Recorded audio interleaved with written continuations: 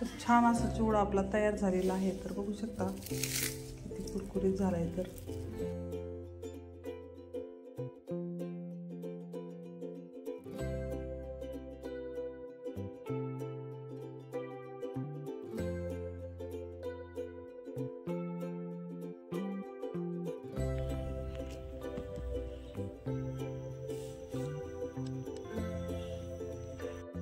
Hello नमस्कार। तर सगळ्यांचं स्वागत आहे माझ्या आणखी एका नवीन व्हिडिओ मध्ये। तर आजपासून दिवाळीचं फराळ बनवायचं, कारण ऐश्वर्याला 2-3 दिवस झाले बेसन लाडू खायचे। तर त्याच्यामुळे आज बेसन लाडू बनवायचे। तर चला म्हणलं पूर्ण रेसिपी तुमच्यासोबत शेअर करू। आणि मी तिकडे तयारी करून ठेवलेली आहे बेसन लाडू बनवायची। चला तर मग व्हिडिओ कंटिन्यू करा। तर इथे मी अगोदर बेसन पीठ चाळून घेते। तर ह्या वाटीने 2 वाट्या बेसन पीठ घ्यायचे आणि 1 वाटी साखर घ्यायची। तर मी अगोदर बेसन पीठ चाळून घेते इथे।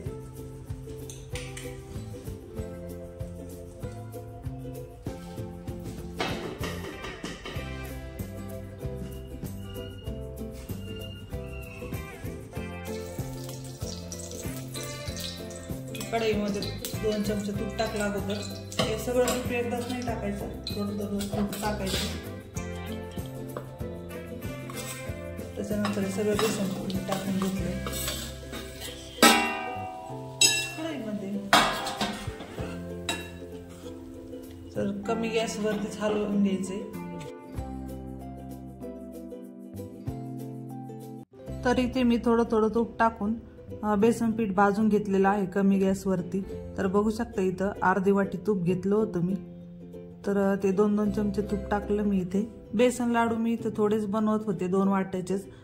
तर दुसरे लाडू पण बनवायचे। तर ऐश्वर्यालाच फक्त बेसन लाडू आवडतात, त्याच्यामुळे बेसन लाडू पासून सुरुवात केली। त्याच्यानंतर चिवडा बनवायचा आहे। आता ना आमच्या ऐश्वर्याच्या आवडीचे बेसन लाडू बनवायचे आणि ईश्वरीला आमचा चिवडा आवडतो। तर तुम्ही म्हणता इथे थोडेच का लाडू बनवता। तर आम्हाला नंतर गावाकडे दिवाळीचे सगळे पदार्थ बनवायचे। तर असे पिठाचे लाडू जास्त आवडत नाही आमच्या इथे, जे आपण तळून करतो ना पुरीचे, ते आवडतात। ते बनवायचे। त्याच्यामुळं हे लाडू थोडेच बनवून बघते मी आता बनवतात का कसे।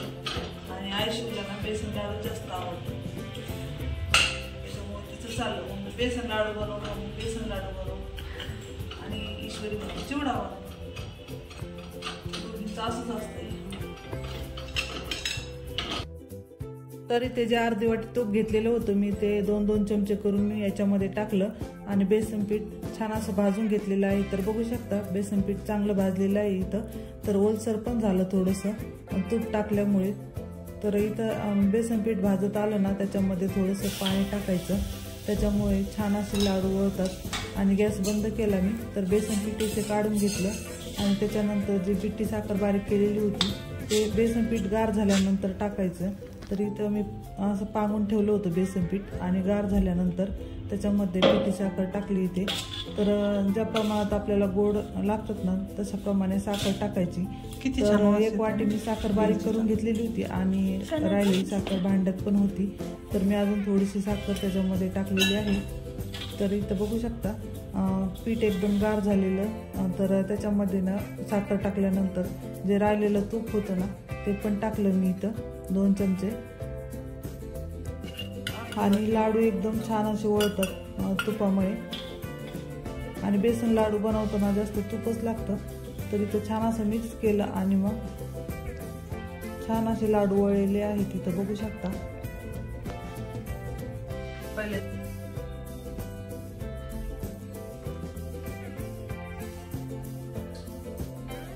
तरी ते ड्रायफ्रुट्स आपल्या आवडीप्रमाणे इथं लावायचे। तरी मी इथं काजू बारीक केलेले होते तेच लाडूला लावून घेतले। तर छान असे लाडू वळलेले आहेत आपले आणि एकदम चविष्ट झाले होते। तरी ते बेसन लाडू मी छोटे छोटे तयार करून घेतले होते। तर अशा पद्धतीने लाडू बनवायचे। तर बघू शकता किती तेल सुटलेलं आहे लाडूला आणि एकदम छान असे दिसत होते। तर आपल्या आवडीप्रमाणे लावायचे ड्रायफ्रुट्स इथे। तर त्याच्यानंतर चिवडा पण बनवायचा होता, चिवड्याची पण तयारी मी करून ठेवलेली होती। तर आता ना मी थोडं थोडंच बनवलं, जेव्हा गावाकडे जाणार आहे ना तर तेव्हा परत बनवणार आहे। तेव्हा पण मी व्हिडिओ नक्की टाकेन. तर इथे बेसन लाडू बनवून झाले. आता चिवडा बनवायचा. चिवडा बनवण्यासाठी जे साहित्य लागतं ते काढून घेतले मी. ते शेंगदाणे, खोबरं, काजू, मनुके, कढीपत्ता आणि डाळ घेतलेली आहे. इथं मुरमुरे आणि पोहे तळून घ्यायचे अगोदर आणि चिवड्याची पापड आणि चिवडा मसाला. तरी ते ना पोहे तळून घ्यायचे अगोदर. तर झाऱ्यामध्येच पोहे तळायचे होते, पण कढईमध्ये मी अगोदर कमी तेल टाकलं होतं ना, त्याच्यामुळे मग कढईमध्ये डायरेक्ट पोहे टाकले. तर छान तळले होते पोहे कुरकुरीत. तर चिवड्यासाठी जे साहित्य लागतं ना सगळं ते घेतलेलं होतं. तर इथं अगोदर पोहे तळून घेतले, त्याच्यानंतर पापडी, शेंगदाणे, खोबरं हे सगळं साहित्य तळून घेतलं आणि त्याच्यानंतरच सगळे मसाले त्याच्यामध्ये टाकायचे. तर नुसतं पोह्याचा चिवडा बनवायचा होता, पण थोडेसे मुरमुरे टाकले ना तर अजून कुरकुरीत होईल चिवडा. त्याच्यामुळे मग थोडे मुरमुरे पण घेतले मी चाळून. तर बघू शकता इथं सगळं तळून घेतलेलं आहे मी.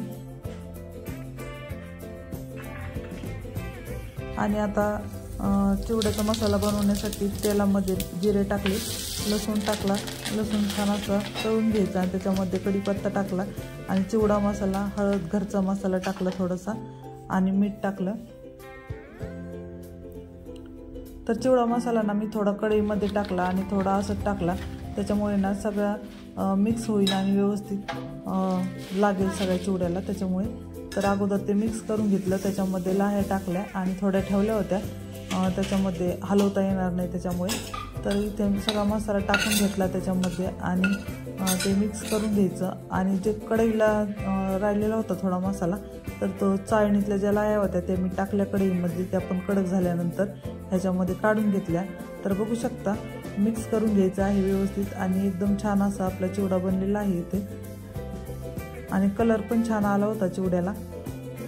तर कढईमधल्या लाह्या पण मी इथं काढून घेतल्या आणि त्याच्यामुळे अजूनच कुरकुरीतपणा आला होता चिवड्याला, कारण कढई गरम होती ना, तर लाह्या पण कडक झाल्या होत्या. चिवडा आपला तयार झालेला आहे. तर बघू शकता कुरकुरीत झालाय. तर या दिवाळीला तुम्ही पण अशा पद्धतीने चिवडा नक्की ट्राय करा, खूप छान होतो. चला तर मग अशा पद्धतीने होता. आपला व्हिडिओ आवडला असेल तर नक्की लाईक करा, शेअर करा आणि चॅनलला सबस्क्राईब केलं नसेल तर सबस्क्राईब करा. बाय.